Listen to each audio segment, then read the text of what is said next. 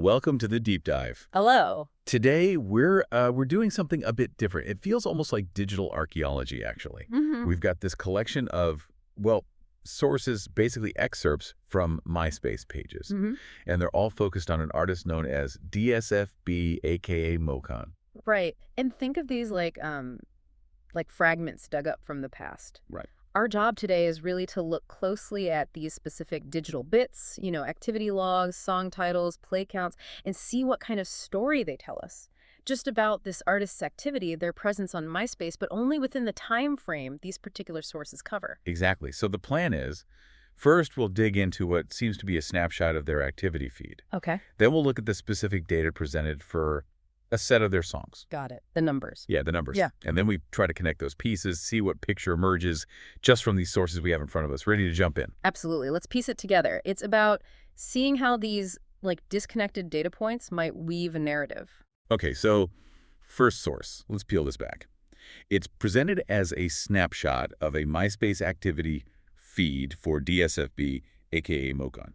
And what jumps out straight away is the time frame, According to the dates actually listed in the source, this feed shows activities starting July 2013. Yeah, July 2013. And it goes right through February 2016. So that's a pretty solid window. Several years of activity captured there. And the kinds of actions recorded are interesting, too. It's not just like existing on the platform. It shows active stuff, playing songs, their own songs, but also other people's music, connecting with other users.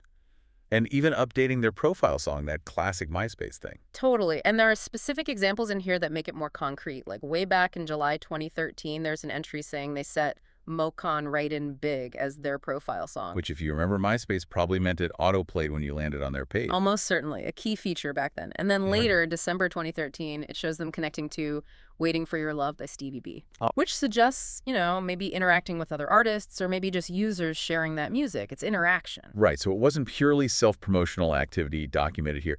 And look at these entries about playing music. July 3rd, 2013. The feed says DSFB, a.k.a. MoKoN, played 12 songs in one go. Wow, 12 songs. Yeah, and that set apparently included tracks by No W, Redmond Guys, and someone called Triple T. Oh yeah, noted as the producer of Shine on M by DJ Threat. Right, alongside their own stuff. Playing such a big, diverse set like that, what does that suggest about how they might have been using the music player or features on the site then? Well, that specific entry is really interesting. It could mean a few things, maybe engaging with playlists somebody else made or listening to collaborators, maybe influence. Or just queuing up a bunch of tracks to listen to. Could be. Testing things out. And then we also see across 2014 and even into early 2016, entries showing them playing smaller sets, but specifically of their own songs. Which ones? Honestly, Think What Shan't, Lean, those are mentioned multiple times. Okay. And seeing those pop up repeatedly over the years, documented here, it suggests those tracks were kept in rotation, actively maybe promoted or just revisited by whoever was running the account. There are also these little sort of intriguing details sprinkled in the feed source. Like what? Like the Daz Check NVA mentioned in connection with MoKoN Ridin' Big. And even a location. 43196 Astor FL shows up in one entry. Just small clues logged by the platform. We can't know why from these sources. Right, the context is missing. But they hint at maybe connections or some context tied to specific activities that MySpace recorded. And the sources themselves, they even include a little bits of the MySpace interface from that time. Oh, yeah? Yeah, like a screenshot snippet showing the search bar saying your search did not return any results. Or the options to log in using Facebook or Twitter. Right. The login options. Yeah. These little digital artifacts, they just remind you of the specific platform, the ecosystem, where all this was happening. Okay, so that first source gives us a sense of the timeline, the types of activity. Now let's shift to the second source. This one seems more focused on the hard numbers, specifically for some of the artist's songs. Right. This source gives us a list of 6 songs attributed to DSFB, aka MoKoN. Which are? Okay, honestly, Think What You Think, Lean, Me and You, Gone Fishing, and you hear that. Got it.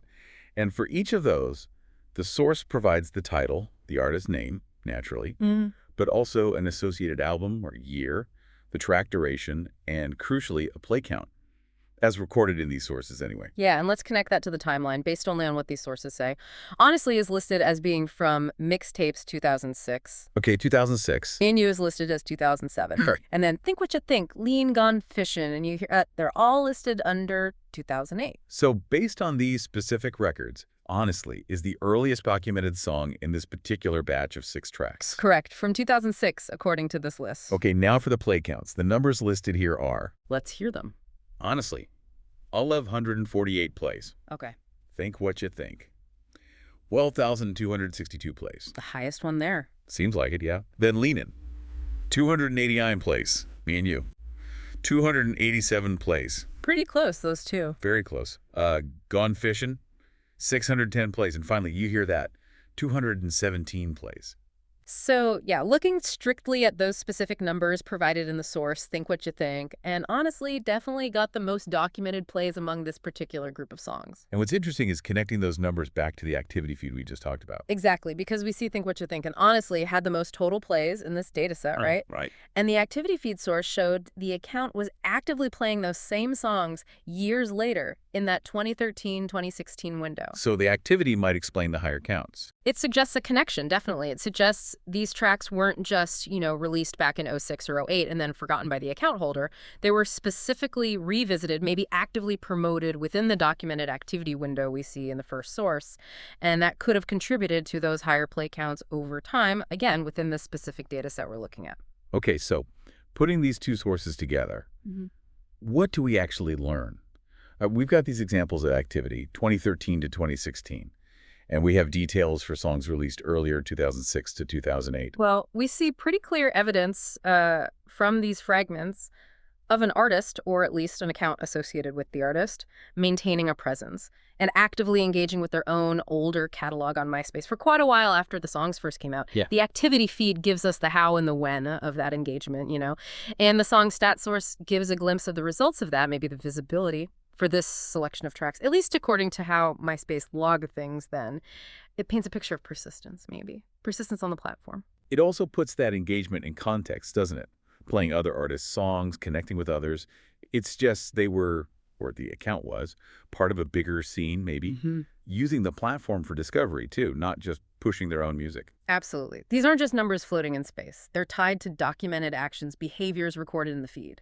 And thinking about these specific play counts, like 1,200 plays, 200 plays, in the MySpace world of, say, 2014 or 2015.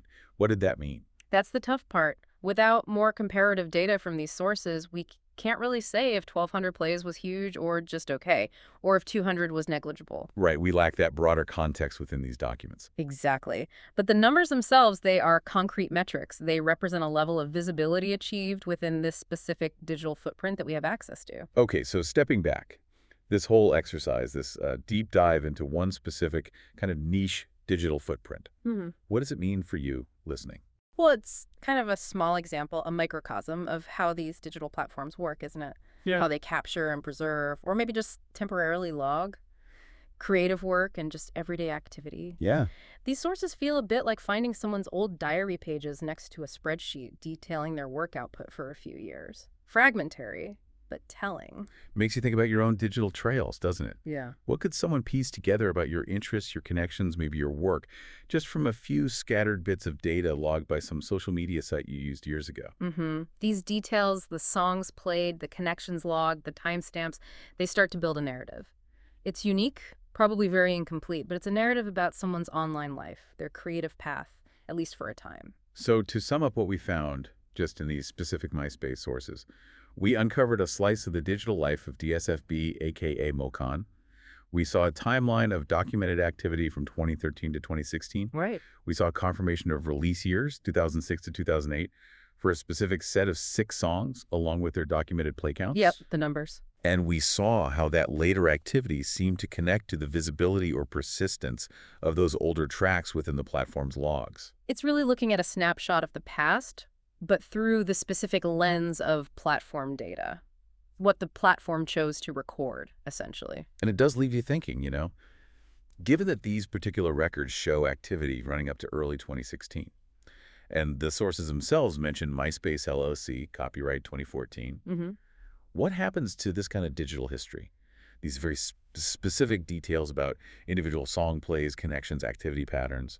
What happens as platforms change, as they evolve, get bought, or maybe just as users move on? Yeah, where does it go? Is it preserved? Is it lost? What specific parts of this artist's work or their online presence are really brought into focus just by these sources we looked at today? Hmm. And maybe more importantly, what crucial context, what other information remains hidden just beyond the edges of these particular digital fragments we were able to piece together? It makes you wonder how much history is just logged somewhere, maybe forgotten, in these vast digital spaces. A lot of digital crumbs, as you said. Indeed. A whole lot of them out there. Thanks for joining us for this deep dive.